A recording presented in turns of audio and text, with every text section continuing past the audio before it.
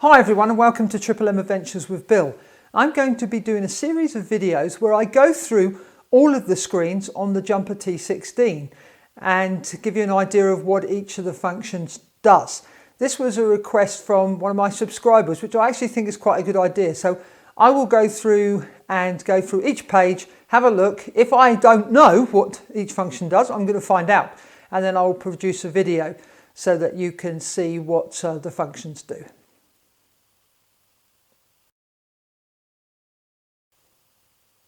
The first episode in this series is going to be on the system menu, and the first page you're going to come across is tools.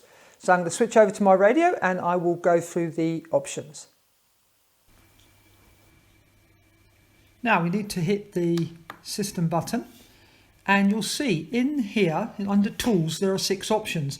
The first one, called FreeSky Gas Suite, is actually used to set up a monitor that can go on your gas-powered aeroplane that will monitor certain aspects of your engine on your aeroplane and send it back to your radio as I suppose a form of telemetry. It will tell you the heats of the engine, the revs, etc. I've never used that tool because I don't have one of those monitors and I don't fly gas planes anymore. Anyway, the second one, which is FreeSky SBEC. Now, BEC is a battery eliminator circuit. That's when you use the main battery that's powering your electric plane to also power your receiver. Now, here in this utility, this tool, you can change the voltage. I'll be honest with you, I'm not quite sure why you would do that, but that's what that tool is for. The next FreeSky SXR is used for the S6R and S8R receivers. Now they come with built-in stabilization. So what I'm assuming is that this tool will allow you to change the parameters on that device, because it's built into the receiver and it includes the stabilization system. The Gruppner HOTT is also a setup utility for the Gruppner receivers. Crossfire, I think all of us know about that Crossfire system. That's where you configure your Crossfire. I haven't used Crossfire yet, but once the lockdown is down, I'm going to be trying to get hold of a module for my T16 and also receivers so that I can try it out.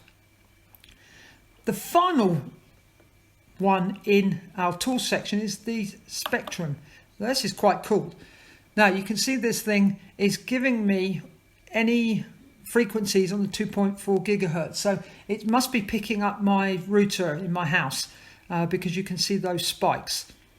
Quite a clever tool and looks great on the Jumper T16 screen. Okay, if we push until we'll stop. Now if we go to here, the next section is the SDHC card, which most of you will know about. This has got our firmware in. This is where we will go in to upgrade our radio systems, including our internal module.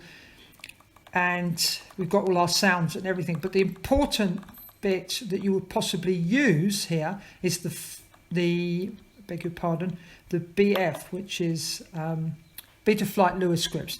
Now in the Lewis scripts, I'll launch the Lewis scripts, but because there's no receiver connected, you won't see anything. So I'm going to execute it.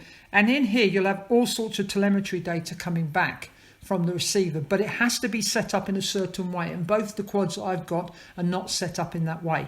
When I do my first build, I'm going to set it up so that I can use these Betaflight Lewis scripts.